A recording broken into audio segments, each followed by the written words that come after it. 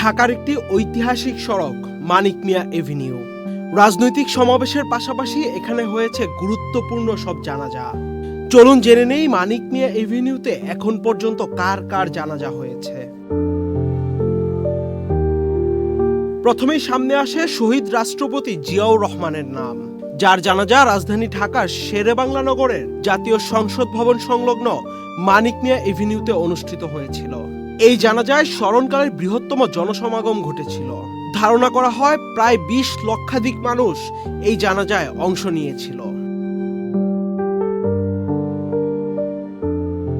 অতি সম্প্রতি ইনকিলাব মঞ্চের মুখপাত্র শহীদ শরীফ ওসমান হাদির জানাজা গত ২০ ডিসেম্বর ২০২৫ তারিখে জাতীয় সংসদ ভবনের দক্ষিণ প্লাজা ও মানিক মিয়া এভিনিউতে অনুষ্ঠিত হয়। এদিন জানাজায় মানিক মিয়া এভিনিউতে প্রচুর লোকের সমাগম হয়।